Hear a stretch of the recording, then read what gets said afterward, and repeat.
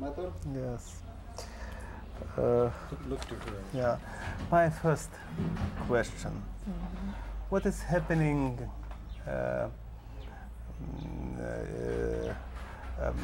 rural in rural Uganda today? Go ahead, ask again. Ask again. My first question.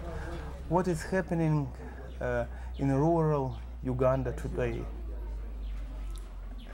When you talk about rural Uganda in Uganda, you are actually talking about 97%. I'm going to ask you about typical life on a typical farm, dealing with things like spirit, commitments of the people, homes, dreams. This is the thing, so I'll ask you this. Could you give us a portrait of typical life on a Ugandan farm?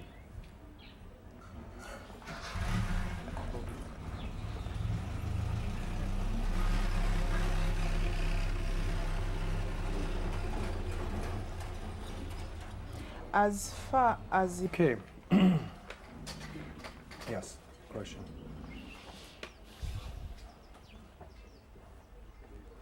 My question? No, okay. What are the major successes that the rural farmer has made over the past few years? I think what I would say to that is that quite a number of rural farmers who have until recently. What are the major challenges that you see lying ahead for the rural farmers? I think the biggest problem the rural farmers have now is credit, because on any farm. Okay. What programs and policies are you personally working towards to assist the small farmer? As far as means of agriculture and I as the means of agriculture are concerned, Okay. Does Uganda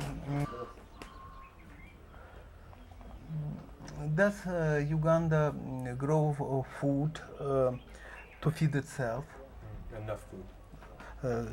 Does Uganda grow enough food to feed itself?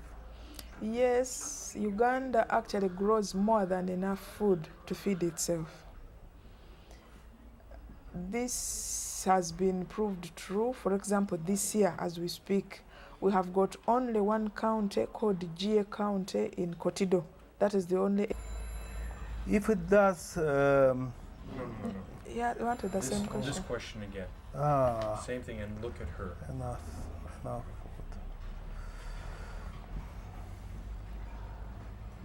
Does Uganda grow? Does Uganda grow food?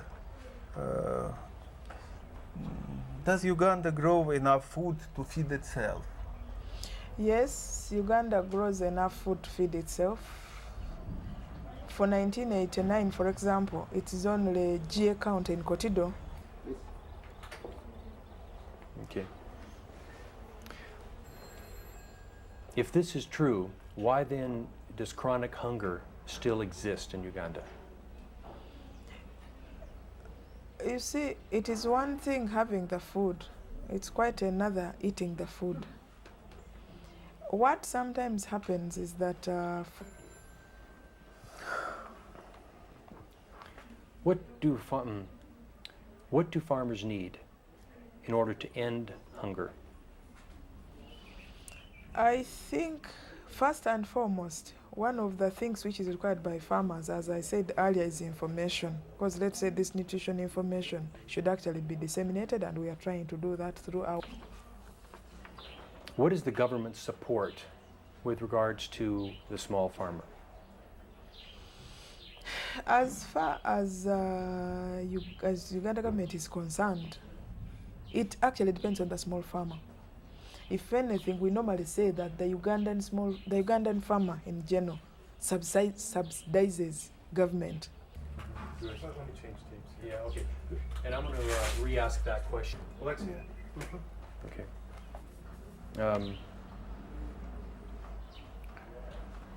Just the question That's again. okay.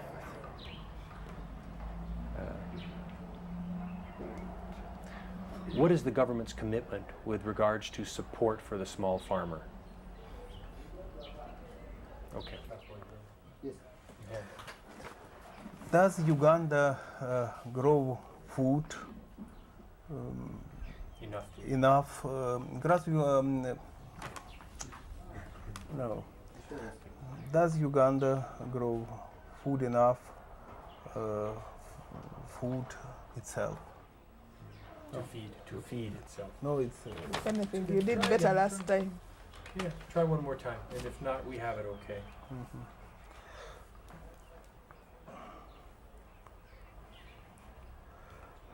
Does Uganda grow food enough to feed itself? I think that's better. Bravo. No, no. That will do. That's good. Yes. Okay. We're very interested in finding out the role of the woman farmer in Uganda today.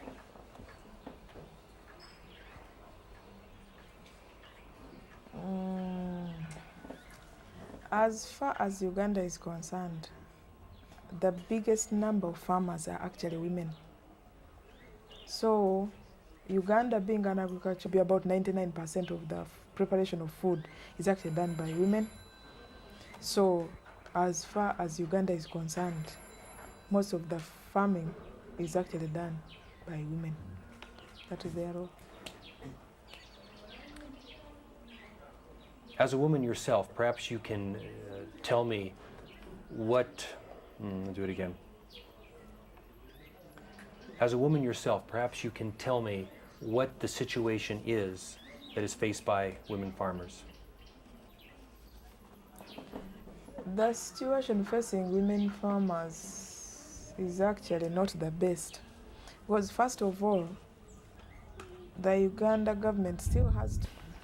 Okay. As a woman yourself, perhaps you can describe for us the situation that faces women farmers today.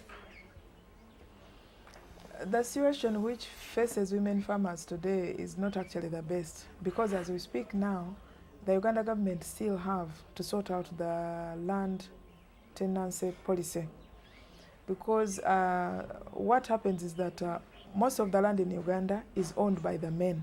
But as I've said, most of the agriculture in Uganda is done by the women. So here we have a situation whereby somebody who is doing the work does not actually own the asset.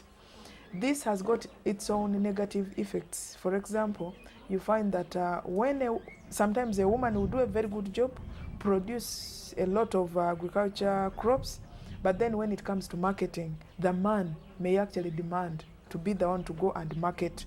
And when they market, they actually do not give the money back to the women. The few women, however, who actually manage to farm this land which belongs to the men, sell the food and get the money, will normally, first of all, pay the school fees for their children. After paying the school fees, if you... Wait,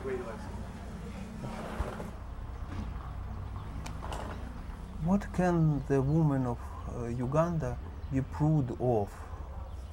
Proud. What can the woman of Uganda be proud of? As far as Ugandan women are concerned at the moment, there is a lot for them to be proud of. As I have said, the Uganda women... Just a moment. A personal question, all right? Okay. What are you most proud of? I think I will answer that question in a slightly different way. What am I satisfied with? I think that is, I would rather answer that than being proud of. Okay, that's good. I'll say what satisfies you the most. I'll ask it that way. Okay. With the work you're doing as Minister of Agriculture, what satisfies you the most? Yeah, one of the most satisfying things that I have experienced as Minister of Agriculture is to be able to formulate a policy and see it through to the end. I'll give you an example. Okay. What are the major challenges in the years ahead for women in Uganda?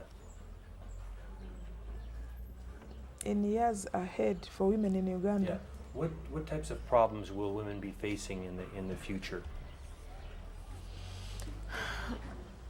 looking at the aspirations of Ugandan women, the challenges are really many. But the good thing about Ugandan women is that they are very, very determined and they are not likely to give up just like that. Because as I said earlier, we are now trying to become commercial farmers. We are also going into food processing in a big way. All in all, has there been progress? Yeah, from what I can see, there has been great progress. Because if I can start, let's say, with the political side of it, last year when we had elections, quite a number of women came forward to participate in these elections. And as you may know, we now have 39 women.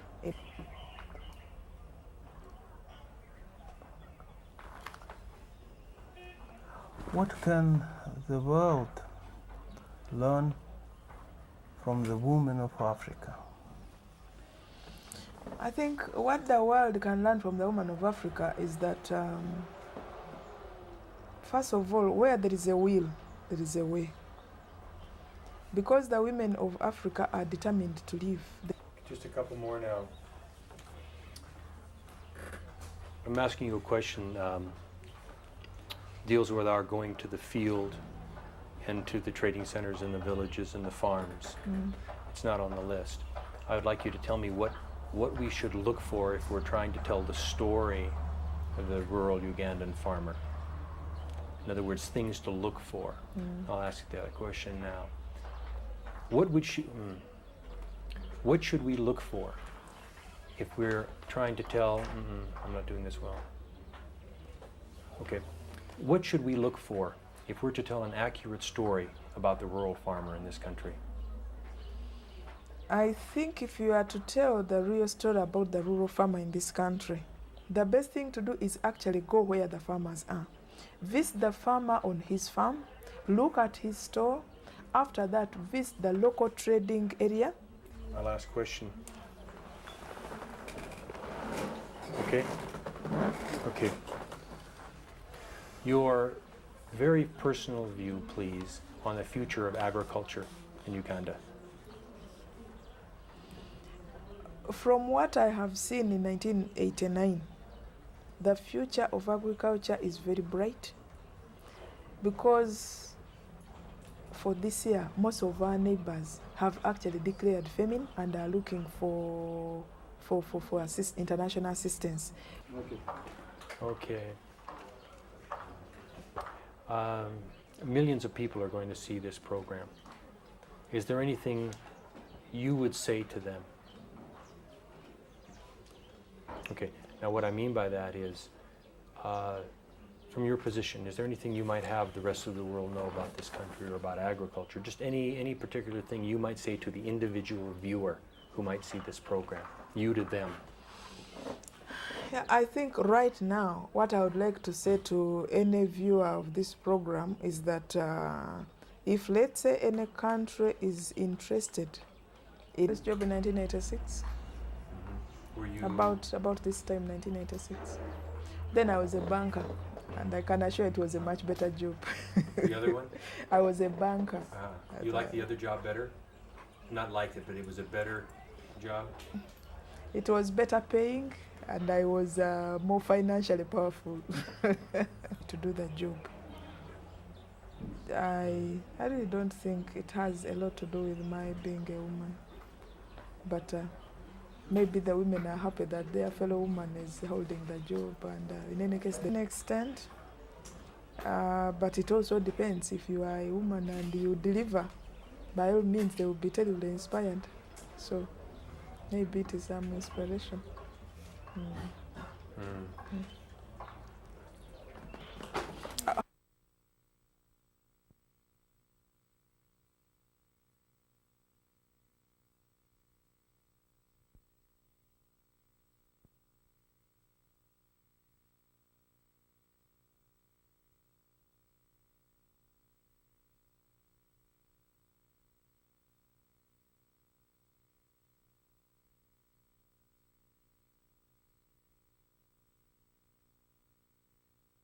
Go ahead.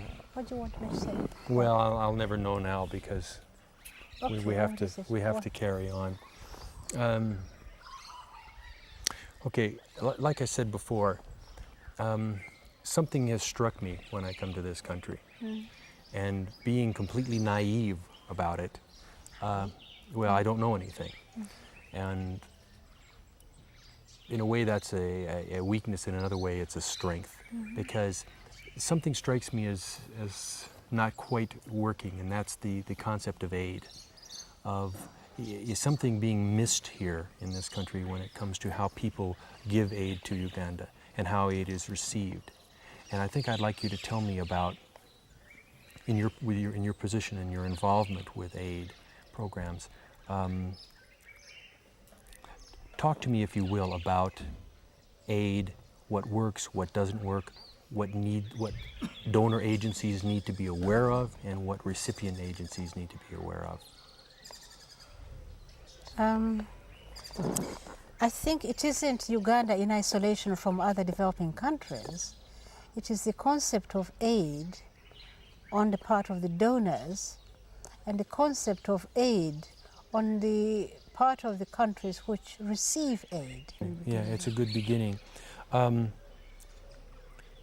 What is the attitude of donor nations when they give aid? Well, you need development. We are coming in to assist you. You accept what we give you. Okay. Do you feel that the aid providing nations really best understand how to give aid so that it is truly effective? Well, I don't know if they have time to think about such things. An appeal is made that there is famine, there's flood, there is need for resettlement. What are some of the, not misconceptions, what am I looking for? Some of the, Can I just? yeah, I'm looking for the problems, the shortcomings of giving aid. Okay, here we go. It seems to me some of the aid programs fail, or quite a few of the aid programs fail. Yes. Is this true, and if it is, why? First of all, I would like to say that I do not have the facts and figures to prove what I'm going to say. It is a matter of opinion. I think the main problem is that there isn't sufficient. Okay. Give me an example, if you will. Give me an example, if you will, of an aid program that had good intentions but failed. Okay. Now, it doesn't have to be a specific name, a country, anything like that. What I'm looking at is more of a theoretical type of thing. Like they come in 95%, they don't deal with these things we were talking about over there. Well, some of the projects which fail are the projects which demand a certain commitment. Is this a common misconception on the donor agency? Well, I don't know. I haven't studied the subject, but I do feel that donating countries come in with their concepts. Okay. With the situation in the world as it is today, it seems to me that there is a changing climate for responsibilities of countries to support one another, as opposed to the alignment of countries. We want you in our camp and we want you in our camp. Basically the Soviet American problem that has existed for years. And so the money goes in basically to capture countries into different spheres of influence and all that. All right, this is what I'm going to be addressing. Do you see a different purpose for aid today relative to the way it used to be, and maybe now towards something different in the future? So I'll phrase the question. Do you see a changing purpose for the giving of aid today? Yes, yes. Several things have happened historically. One is the non-aligned movement, where some nations have come out and said, we don't want to be non-aligned.